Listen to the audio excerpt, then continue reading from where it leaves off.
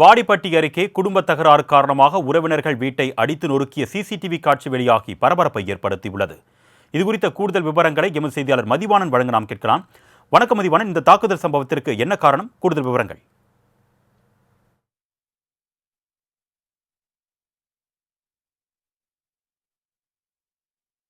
உரிமையை இழந்து வீட்டை அடித்து நொறுக்கிய சிசிடிவி காட்சிகள் தான் தற்சமயம் வெளியாகி மதுரை மாநகரினுடைய புறநகர் பகுதியில் இருக்கக்கூடிய பொதுமக்கள் அனைவரும் மிகுந்த ஒரு பீதிக்கு உட்பட்டுள்ளனர்.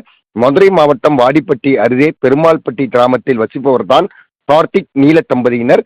இவர்களுக்கு 2 குழந்தைகள் இருந்து வருகின்றனர். நேற்று கார்த்திக் உறவினர்கள் சாதனை விழாவிற்காக சென்ற நிலையில் மீண்டும் மாலை வீடு திரும்பி வந்து பார்த்தபோதுதான் வீடு முழுவதும் அடித்து நொறுக்கப்பட்ட சிசிடிவி கேமராக்கள் அனைத்தும் உடைத்தப்பட்டு சேதப்படுத்தப்பட்டு இருப்பதை கண்டு வீட்டின் உரிமையாளர் கார்த்திக் அதிர்ச்சி அடைந்திருக்கிறார். மேலும் சிசிடிவி காட்சிகளை ஆய்வு செய்த போது குடும்ப தகராறு காரணமாக உறவினர்கள் 5க்கும் மேற்பட்டோர் கல் கட்டை போன்றவற்றால் வீட்டில் கதவு ஜன்னல்களை உடைத்து உள்ளே சென்று வீட்டில் உள்ள பொருட்கள் அனைத்தும் உடைக்கப்பட்டது தெரிய வந்தது. ஏற்கனவே உறவினர்களுக்கும் கார்த்திக்கும் நிலத்தகராறு உள்ளதாகவும் அது சம்பந்தமாக நீதிமன்றத்தில் வழக்கு இருப்பதாகவும் தெரிய வருகிறது. இந்த சிசிடிவி காட்சிகளின் அடிப்படையில் கார்த்திக் வாடிப்பட்டி காவல் நிலையத்தில் புகார் அளித்திருக்கிறார்.